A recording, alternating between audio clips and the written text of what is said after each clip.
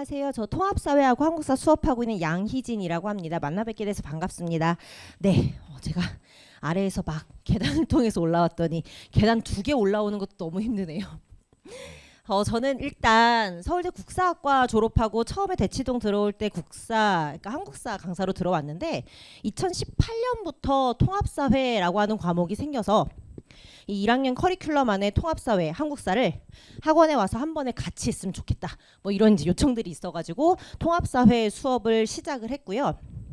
통합사회라고 하는 과목을 처음 시작했을 때 어머니들이 저한테 제일 많이 물어보셨던 게 국사학과 출신인데 통합사회 잘 하실 수 있나요? 뭐 이런 것들 많이 물어보셨어요. 그래서 그때는 저 수업 한 번만 크게 쉬고 할게요.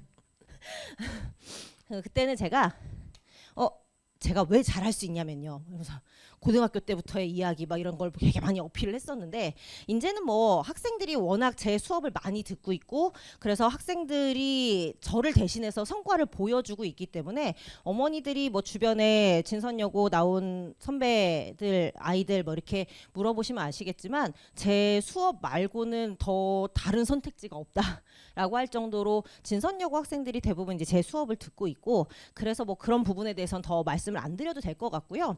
어떻게 수업들이 진행이 되는지 진선여고가 사실 통합사회가 좀 특이하게 다른 학교들하고 좀 다른 방식으로 수업들을 진행을 하고 있어서 어떤 식으로 수업이 진행이 되는지 어떤 시험들이 출제가 됐었는지 같은 것들을 더 궁금해 하실 것 같아서 그런 내용 위주로 해서 설명을 좀 드리도록 하겠습니다. 일단 통합사회 전반에 대한 이야기들인데 이런 얘기들은 워낙 여기저기 입시 설명에서 많이 들으셨을 거라 통합사회가 되게 핫한 키워드죠.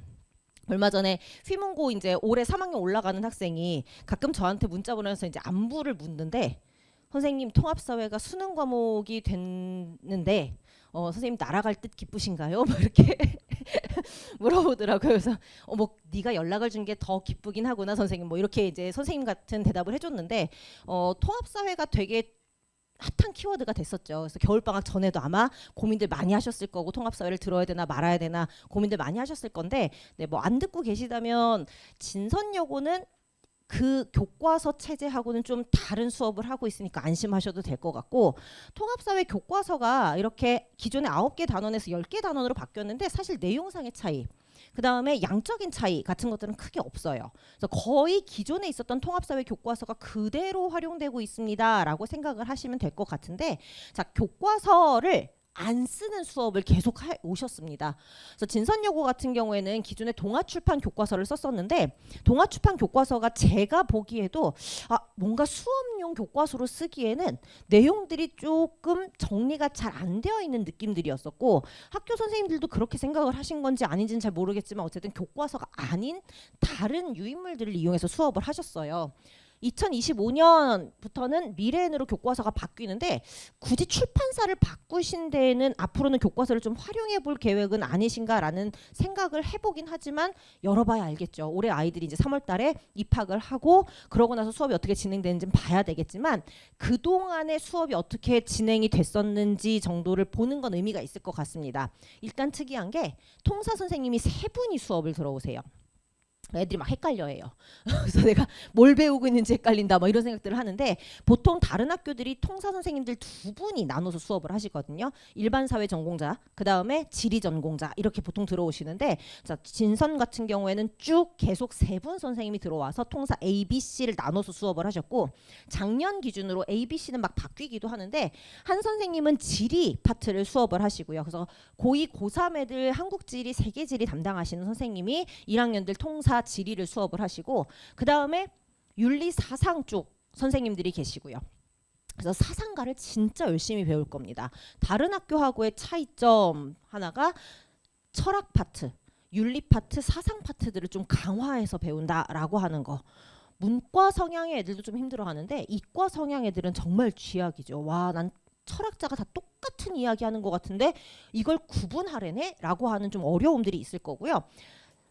세 번째 C 같은 경우에는 작년에 1학기, 2학기 커리큘럼이 확 바뀐 게 1학기 하고 나서 그 선생님이 개인 사정으로 학교를 더 안 나오게 되셔가지고 그래서 선생님이 바뀌셨어요. 그래서 그 전에 1학기 선생님은 경제 쪽 수업들을 담당을 하셨었고 이 선생님이 경제 수업을 전반을 1시간씩밖에 안 들어가니까 전체 1학년 반을 다 수업을 하신 건 거죠. 유인물이 없었습니다. 교과서로 수업하지 않았어요. 그럼 뭘로 수업을 하셨냐면 그냥 판서.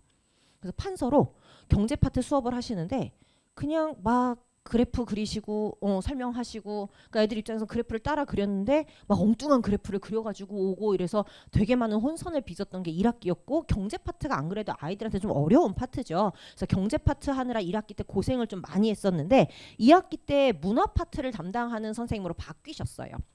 그래서 2학기 때는 전혀 다른 양상으로 또 교과서 프린트 위주의 수업들을 또 일부 하셨었고 그러니까 약간 매년 조금씩 변동들이 많은 좀 일관된 체계나 일관된 커리큘럼 같은 것들이 아니라 지리 선생님도 올해는 우리 미국 공부해 볼 거야. 갑자기 미국에 관심이 생기셨는지 미국의 주별 지도 이런 걸 가지고 와가지고 미국의 주별 특징 이런 것들을 막 수업을 하실 때도 있고 작년 같은 경우에는 처음에 한국 지리로 시작을 하셨는데 뒤에는 세계 지리로 마무리를 짓기도 하셨었고 그러니까 사실 아이들 입장에서는 뭘 배우겠다에 대한 예습이 좀 어려운 그러한 교과목이기도 했습니다.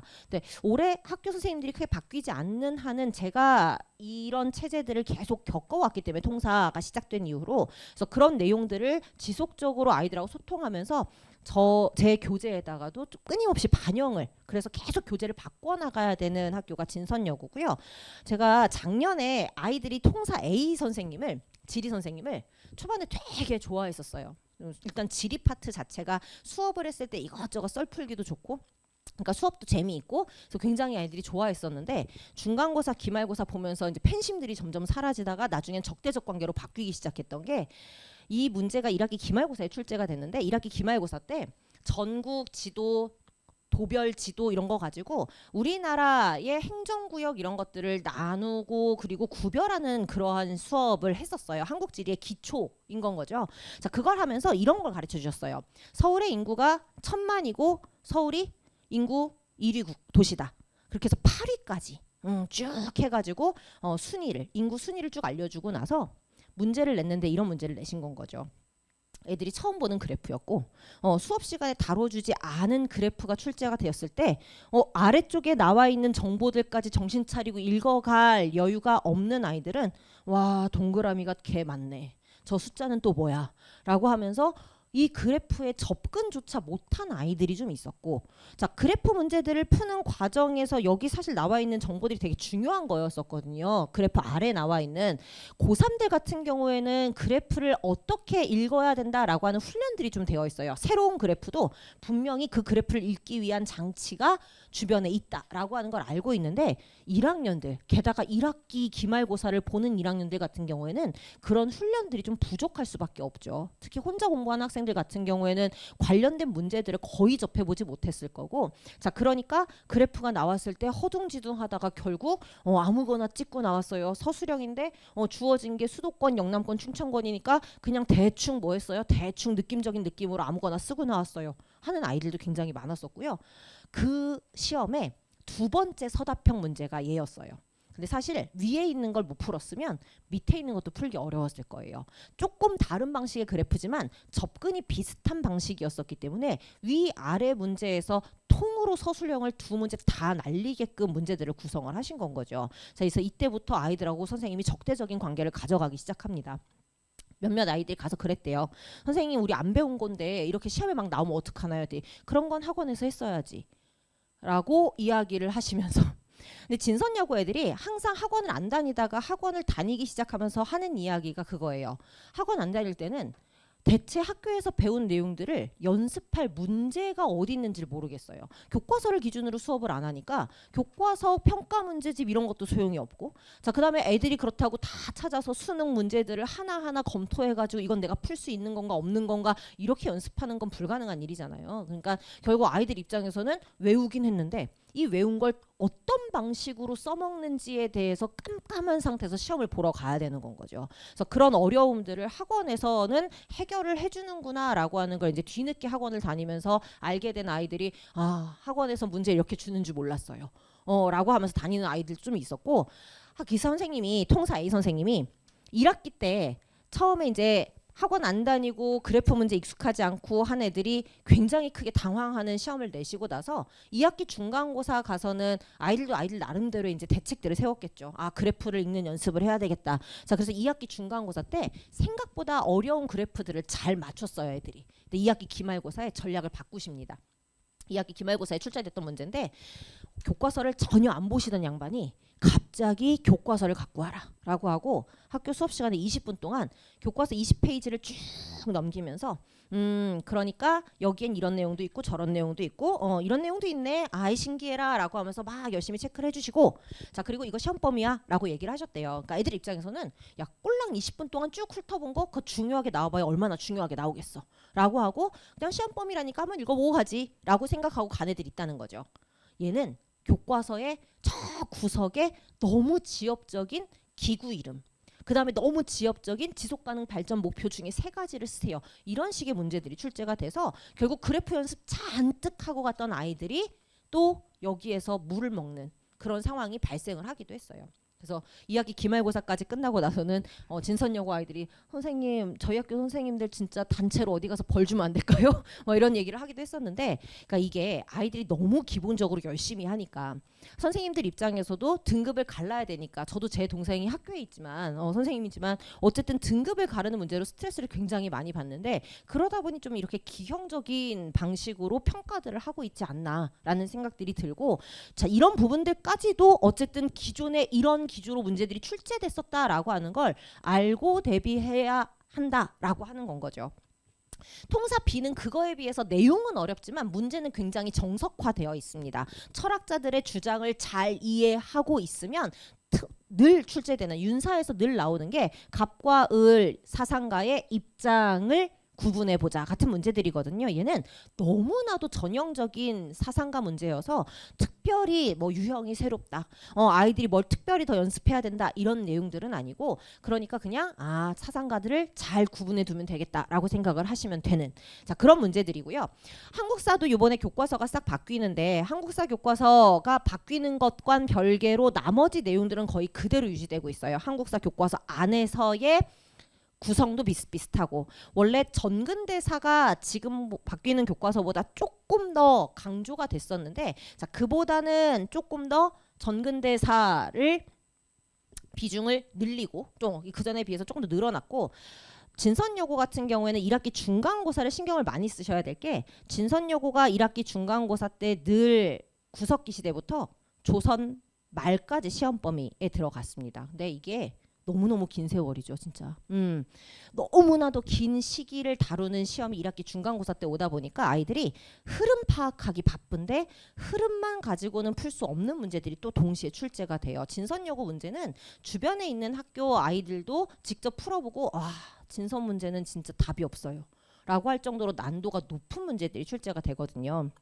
어떤 것들이냐면 뭐 여기 나와 있는 내용들은 제가 드린 자료집에 있으니까 나중에 보시면 될 것 같고, 이 문제가 작년에 1학기 중간고사 때 출제되었던 문제 중에 제가 보기에는 가장 빡센 문제 아니었나 라고 생각을 하는데, 제가 드린 자료집에도 있는 문제인데, 철단간이 세워졌다 정도사 5층 석탑, 어머니들 중에 한국사 공부를 좀 하셨다 하시는 분들도 아마 철단간, 정도사 5층 석탑 이런 것들은 거의 들어본 적이 없으실 거예요. 교과서에 본문에 없는 내용입니다. 교과서 본문에 없으면 어디에 나와 있는 내용이냐면, 자, 교과서 날개에 사진과 함께 사진 자료 밑에 코딱지만하게 광종 몇 년 이런 것들이 만들어졌습니다, 이렇게 나오는 내용이고, 정도사 5층 석탑은 심지어 어디 나와 있는 내용이냐면, 교과서 막 넘기다 보면 본문 다 끝나고 소단원 하나 끝날 때마다 좀 읽어보자, 탐구활동 뭐 이렇게 나오는 페이지들 있죠. 자, 그 탐구활동 페이지 중에 고려시대 향리의 위상은 얼마나 높았을까라는 제목을 가지고 향리들의 위상이 높았던 걸 보여주는 여러 가지 근거 자료들을 막 제시하고 있는 그런 페이지가 있어요. 애들이 그걸 보면 그런 게 있네, 얘는 뭐 시험 범위 들어가는 거야? 라고 생각하면서 넘길 만한 페이지인데, 자, 그 페이지 정도서 5층 석탑의 사진과 함께 야, 향리들이 이런 탑의 건립을 주도할 정도로 아주 강력한 권세를 가지고 있었네. 뭐 이런 것들을 설명하는 데 활용된 사료 중에 하나거든요. 자, 이 사진 자료 아래쪽에 현종 때 만들어진 이 석탑은 자, 이렇게 현종 때 만들어졌다라고 하는 정보가 살짝 흘려져 있어요. 기역, 니은, 디귿, 리을 중에 그럼 광종 때랑 현종 때 사이의 일을 찾으면 되겠네. 그러니까 니은은 광종 때입니다. 광종 때인데 얘하고 순서, 광종 안에서 순서 잡자. 그러려면 뭐 해야 돼요? 연도를 다 외웠어야 돼요. 노비안건법의 연도는 교과서 본문에도 없고요. 사료에 코딱지만하게 광종 몇 년 뭐 이렇게 해가지고 코딱지만하게 나와 있는 연도고, 강감찬이 귀주에서 거란군을 물리쳤다. 얘 현종 때, 얘 현종 때. 둘 다 현종 때니까 현종 안에서 또 연도 외워서 순서 잡았어야 돼요.